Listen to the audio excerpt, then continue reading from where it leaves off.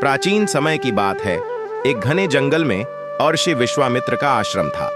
अर्षि विश्वामित्र बहुत ज्ञानी और तपस्वी थे। उन्होंने जीवन के रहस्यों और वेदों की गहन शिक्षा प्राप्त की थी। उनके पास दूर दूर से लोग ज्ञान प्राप्त करने आते थे। एक दिन एक युवा राजकुमार अर्जुन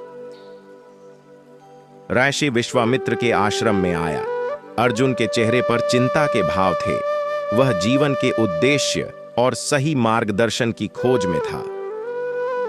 अर्जुन ने ऋषि विश्वामित्र के चरणों में बैठकर कहा, महाराज, मैं जीवन का उद्देश्य समझने में असमर्थ हूं। मेरे पास धन, यश और सुख सुविधाएं हैं, लेकिन मेरे मन को शांति नहीं मिल रही। कृपया मुझे मार्ग दिखाइए। ऋषि विश्वामित्र ने मुस्कुराते हुए कहा, पुत्र, जीवन के 4 पुरुषार्थ हैं, धर्म, अर्थ, काम और मोक्ष। ये चारों मिलकर जीवन के उद्देश्य को पूरा करते हैं। धर्म का पालन करना हमारा कर्तव्य है, जो हमें सही मार्ग पर चलने के लिए प्रेरित करता है। अर्थ जीवन की आवश्यकताओं को पूरा करने के लिए है, लेकिन इसे सही तरीके से अर्जित करना चाहिए।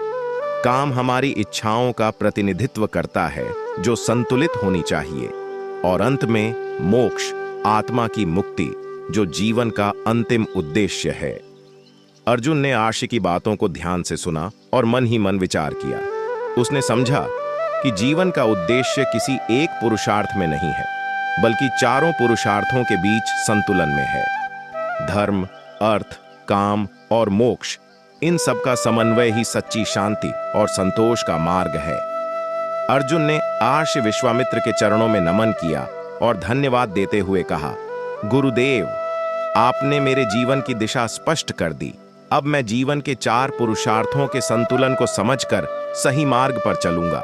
और इस प्रकार अर्जुन ने ऋषि के ज्ञान से प्रेरणा लेकर जीवन के सही मार्ग को अपनाया। अर्जुन अपने राज्य में लौटकर ऋषि विश्वामित्र से प्राप्त ज्ञान के अनुसार जीवन जीने लगा। उसने धर्म, अर्थ, काम और मोक्ष के संतुलन से न केवल अपना जीवन, बल्कि अपने राज्य को भी एक नई दिशा दी।